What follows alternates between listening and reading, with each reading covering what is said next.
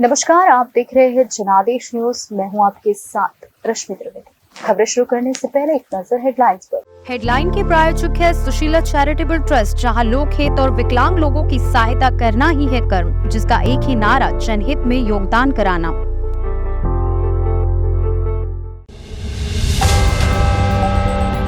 खरगे पर काले टीके का तंज, जानेंगे कि राज्यसभा में क्या क्या बोले पीएम मोदी। टूटी स्कूटी, गोखलपुरी मेट्रो स्टेशन की तस्वीरें बता रही है खौफनाक हादसे की पूरी कहानी। यह सिर्फ मर्दों का प्रदेश नहीं है। बजट पेश करने के दौरान दिया कुमारी ने की तीखी टिप्पणी।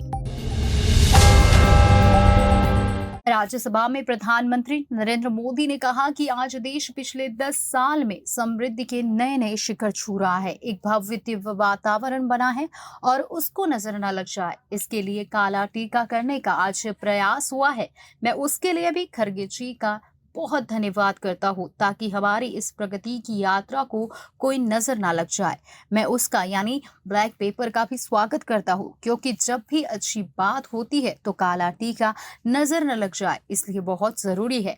आगे पीएम मोदी ने डॉक्टर मनमोहन सिंह के योगदान को भी सराहा। पीएम मोदी ने कहा कि हर 2 वर्ष के बाद इस सदन में इस प्रकार का प्रसंग आता है, लेकिन ये सदन निरंतरता का प्रतीक है। लोकसभा 5 साल के बाद नए रंग रूप के साथ सज जाती है। ये सदन हर 2 वर्ष के बाद एक नई प्राण शक्ति प्राप्त करता है, एक नई ऊर्जा प्राप्त करता है, एक नए उमंग और उत्साह का वातावरण भर देता है। मोदी ने कहा कि इसलिए हर 2 साल में होने वाली विदाई, वो विदाई एक प्रकार की विदाई नहीं होती। वो ऐसी स्मृतियों को यहाँ छोड़कर जाते हैं। वो आने वाले नए बेंच के लिए अनमोल विरासत होती है। कुछ लोग जा रहे हैं, हो सकता है कि कुछ लोग आने के लिए जा रहे हैं, कुछ लोग जाने के लिए जा रहे हैं। पीएम मोदी ने विशेष रूप से पूर्व पीएम डॉक्टर मनमोहन सिंह जी का स्मरण करना चाहूंगा।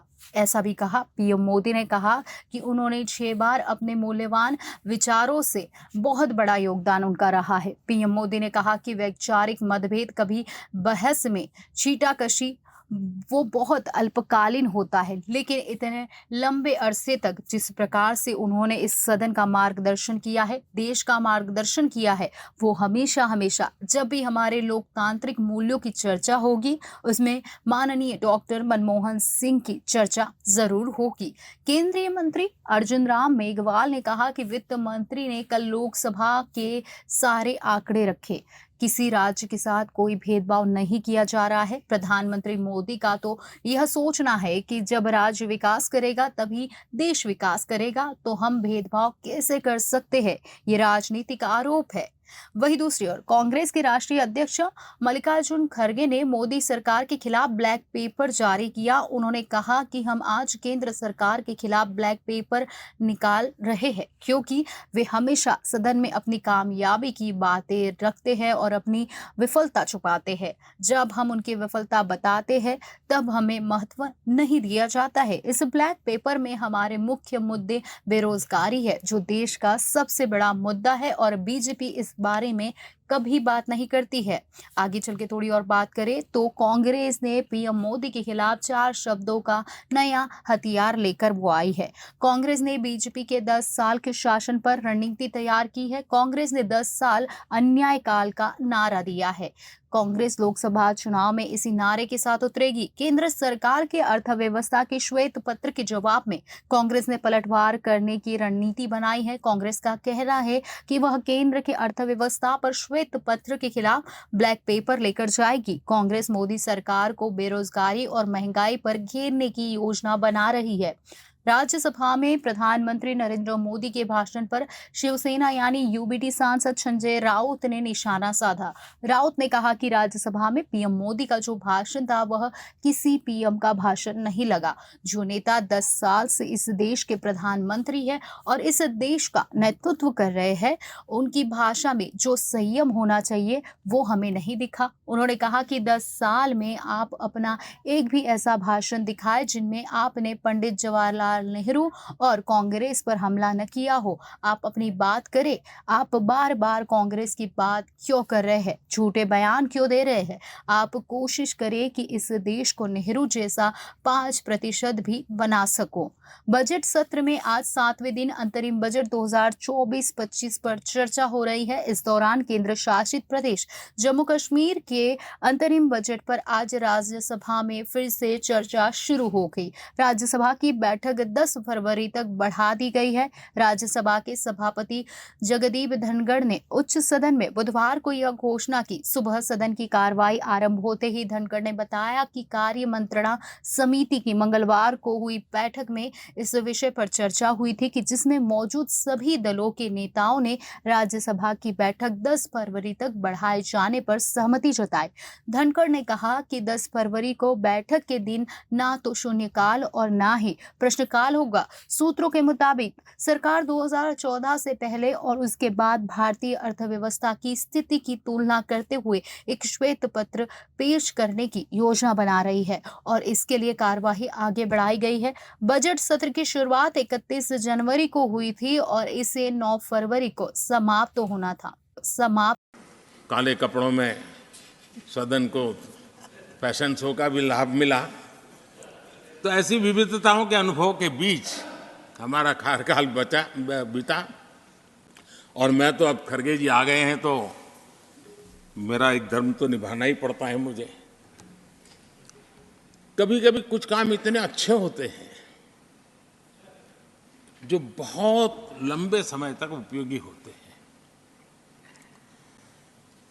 हमारे यहाँ कोई बच्चा कुछ अच्छी चीज कर लेता है, कोई बच्चा अच्छे कपड़े वपड़े पहन करके अवसर के लिए तैयार होता है तो परिवार में एक आध स्वजन आ जाता है, अरे किसी की नज़र लग जाएगी, इसको काला टीका कर दो। तो ऐसे काला टीका कर देते हैं। आज देश पिछले 10 साल में समृद्धि के नए नए शिखर सर कर रहा है। एक भव्य दिव्य वातावरण बना है, उसको नजर न लग जाए इसलिए काला टीका करने का आज प्रयास हुआ है। मैं उसके लिए भी खड़गे जी का बहुत धन्यवाद करता हूं ताकि इस हमारी प्रगति की यात्रा को कोई नजर न लग जाए। ये नजर न लग जाए इसलिए आपने आज जो काला टीका किया है, मैं तो सोच रहा था सब काले कपड़ों में आएंगे लेकिन शायद काला जोदू खिंचते खिंचते खिंचते ब्लैक पेपर तक चला गया है। लेकिन फिर भी मैं उसका भी स्वागत करता हूं क्योंकि जब भी अच्छी बात होती है काला टीका नजर न लग जाए इसलिए बहुत जरूरी होता है। और उस पवित्र काम को, और आज जिस उम्र के हैं उस व्यक्ति जब एक काम करता है तो जरा अच्छा रहता है। तो मैं इसके लिए भी आपका आभार व्यक्त करता हूं। कुछ लोग जा रहे हैं, हो सकता है कुछ लोग आने के लिए जा रहे हो और कुछ लोग जाने के लिए जा रहे हो।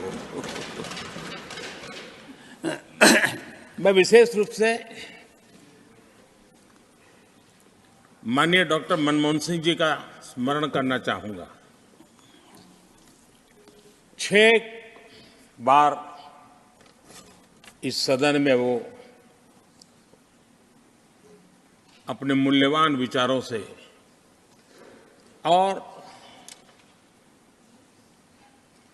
नेता के रूप में भी और प्रतिपक्ष में भी नेता के रूप में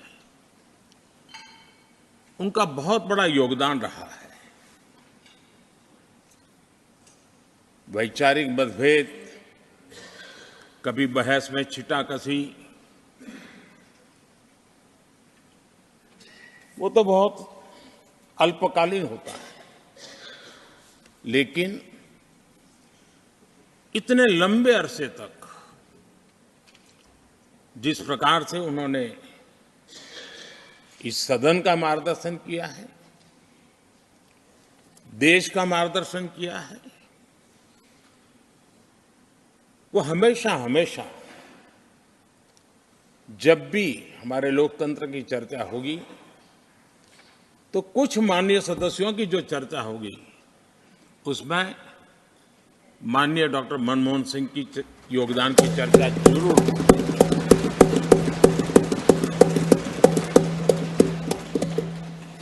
और मैं सभी सांसदों से,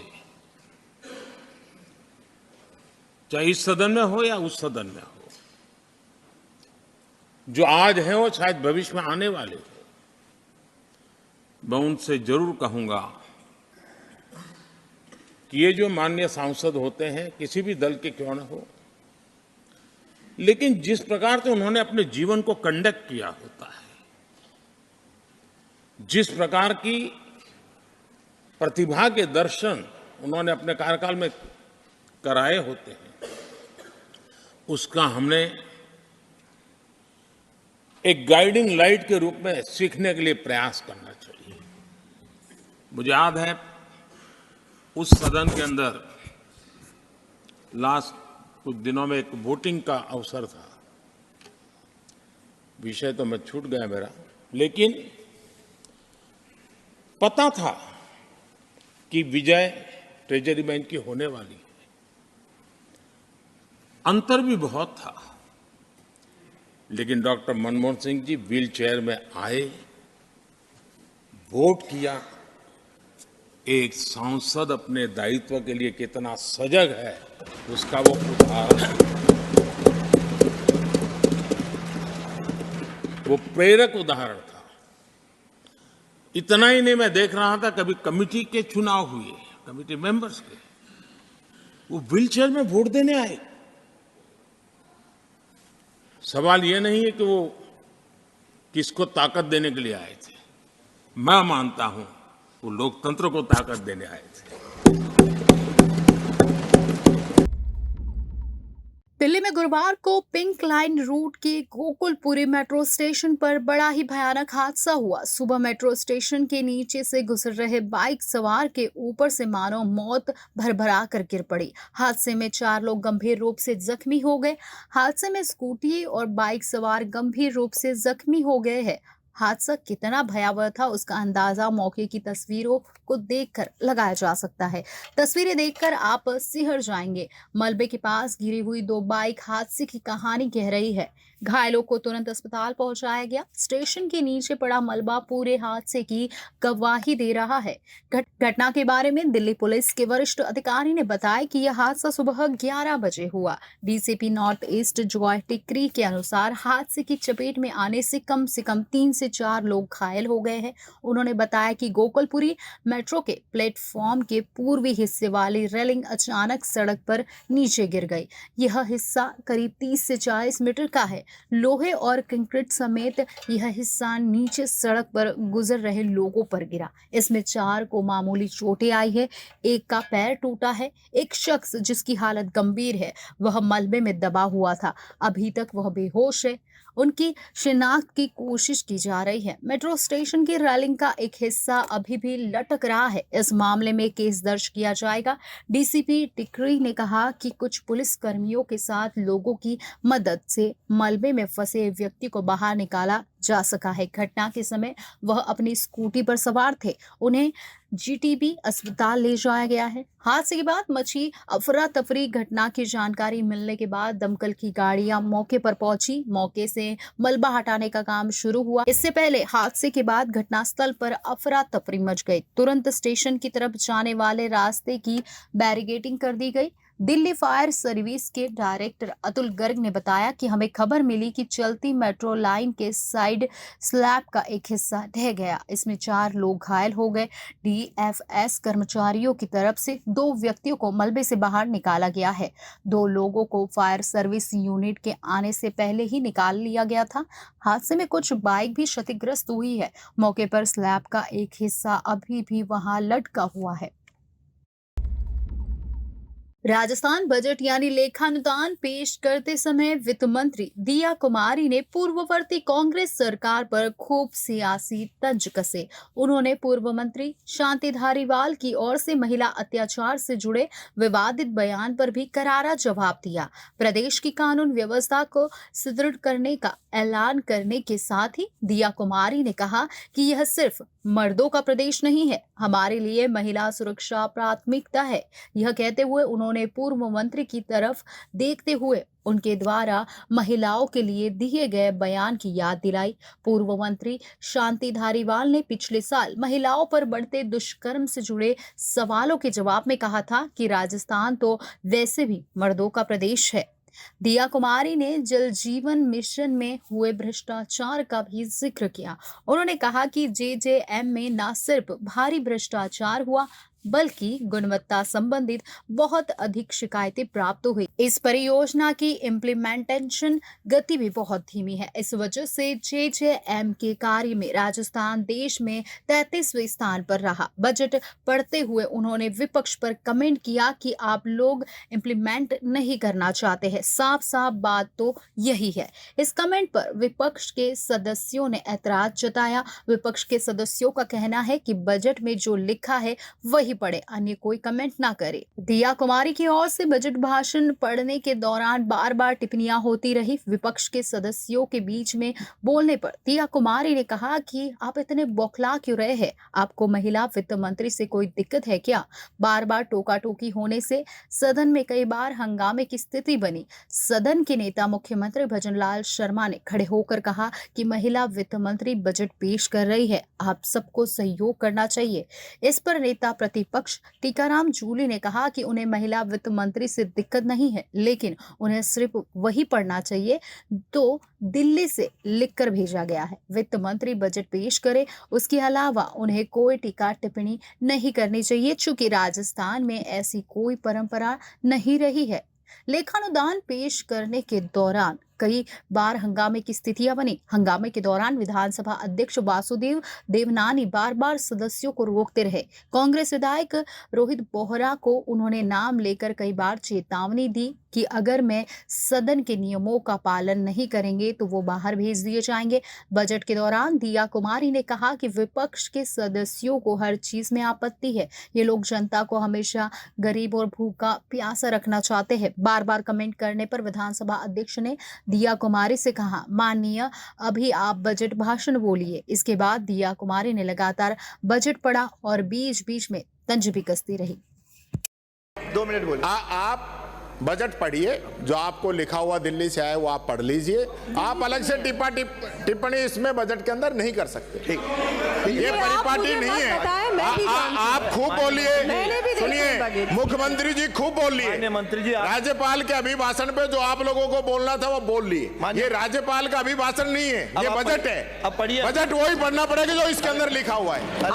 आप पढ़ने देंगे? महाराणा प्रताप जैसे शूरवीर प्रदेश के निवासियों के लिए प्रेरणा स्रोत रहे। इस दृष्टि से मैं महाराणा प्रताप के जीवन से जुड़े विभिन्न स्थलों चावंड, हल्दीघाटी, गोगुंदा, कुंभलगढ़, देवेर, उदयपुर आदि को सम्मिलित करते हुए महाराणा प्रताप टूरिस्ट सर्किट विकसित करने के लिए 100 करोड़ रुपए का प्रावधान करने की घोषणा करती हूँ। सरकार के अधीन लगभग 70,000 पदों पर भर्तियां किया जाने की मैं घोषणा करती हूँ। 70,000 पदों पर भर्तियां किए जाने की मैं घोषणा करती हूँ। ये साथ ही युवाओं की काउंसलिंग। अरे आप देश की सबसे बड़ी ऑनलाइन कंपनी पेटीएम के खिलाफ आरबीआई ने हाल ही में कड़ी कार्रवाई की है। आरबीआई के गवर्नर शक्तिकांत दास ने गुरुवार को कहा कि पेटीएम मामले में व्यवस्था के स्तर पर चिंता की कोई बात नहीं है और पेटीएम पेमेंट्स बैंक पर कार्रवाई नियमों का अनुपालन नहीं करने के कारण हुई है। दास ने कहा कि आरबीआई एक जिम्मेदार रेगुलेटर है। उन्होंने सवालिया लहजे में पूछा कि अगर आरबीआई के दायरे में आने वाले वित्तीय संस्थान सभी जरूरतों को पूरा करते हैं तो केंद्रीय बैंक को किसी यूनिट के खिलाफ कार्रवाई करने की क्या जरूरत है। आरबीआई ने हाल ही में एक आदेश में पेटीएम पेमेंट्स बैंक की सभी सेवाओं पर मार्च से रोक लगा दी। केवल ट्रांसफर और विड्रॉल की अनुमति दी गई है, लेकिन 29 फरवरी से यूजर्स अपना वॉलेट या फास्टैग टॉप नहीं कर सकेंगे। साथ ही आप अपने अकाउंट में पैसा डिपॉजिट नहीं कर पाएंगे। दास ने इस बारे में पूछे जाने पर कहा कि आरबीआई द्विपक्षीय आधार पर संस्थानों के साथ काम करता है, उन्हें पर्याप्त समय देकर नियमों के अनुपालन के लिए प्रोत्साहित करता है। निगरानी स्तर पर कार्रवाई तभी की जाती है जब किसी यूनिट द्वारा जरूरी कदम नहीं उठाए जाते। जब रेगुलेटेड कंपनी यानी बैंक और एनबीएफसी प्रभावी कार्रवाई नहीं करती है तो हम कामकाज पर प्रतिबंध लगाने के लिए कदम उठाते हैं। उन्होंने कहा कि कार्रवाई व्यवस्था के स्तर पर स्थिरता या जमाकर्ता अथवा ग्राहकों के हितों की सुरक्षा को ध्यान में रखकर की गई है। गवर्नर दास ने वित्तीय क्षेत्र में इनोवेशन को बढ़ावा देने के लिए केंद्रीय बैंक की प्रतिबद्धता दोहराई। उन्होंने कहा कि इसमें कोई संदेह नहीं होना चाहिए। उन्होंने कहा कि आरबीआई को व्यापक स्तर पर लोगों से प्रतिक्रिया मिली है। केंद्रीय बैंक चिंताओं को दूर करने के लिए अगले सप्ताह FAQ अक्सर पूछे जाने वाले प्रश्न जारी करेगा। आरबीआई के डिप्टी गवर्नर स्वामीनाथन जे ने कहा कि वित्तीय प्रौद्योगिकी के खिलाफ कार्रवाई लगातार नियमों का अनुपालन नहीं करने के कारण की गई है। फॉरेस्ट लैंड स्कैम मामले में उत्तराखंड के आईएफएस अधिकारी सुशांत पटनायक का नाम भी सामने आया है। प्रवर्तन निदेशालय यानी ईडी ने बुधवार को उनके कैनाल रोड स्थित उनके निवास पर छापेमारी की। देर रात तक ईडी की कार्रवाई उनके घर पर जारी रही, जिसमें भारी मात्रा में कैश बरामद हुआ है। सुशांत पटनायक के घर पर ईडी की छापेमारी में 4.5 करोड़ कैश मिला। साथ ही 34 करोड़ की चल अचल संपत्ति के भी डॉक्यूमेंट हाथ लगे हैं। पटनायक के घर पर कैश मिलने के बाद टीम को नोट गिनने के लिए मशीन बुलानी पड़ी। जी हां, जब कैश काउंट खत्म हुआ तो रकम 4.5 करोड़ रुपए निकली। साथ ही उनके घर से कुछ लिफाफे भी मिले जिसमें कैश थे, जिनमें कुछ आईएफएस अधिकारियों और रेंजरों के नाम लिखे हुए थे। आपको बता दें कि ईडी ने बुधवार को कांग्रेस नेता हरक सिंह के घर पर भी छापेमारी की थी। इसके साथ ही 16 ठिकानों पर एक साथ ये कार्रवाई की गई थी। उत्तराखंड के वरिष्ठ आईएफएस अधिकारी सुशांत पटनायक और अवैध पेड़ काटने के आरोपी सेवानिवृत्त विभागीय वनाधिकारी यानी डीएफओ किशन चंद के हरिद्वार के आवास पर भी छापा पड़ा था। बताया गया है कि सुशांत पटनायक के घर पर मिले कैश के लिए नोट गिनने वाली मशीन भी मंगवाई गई थी।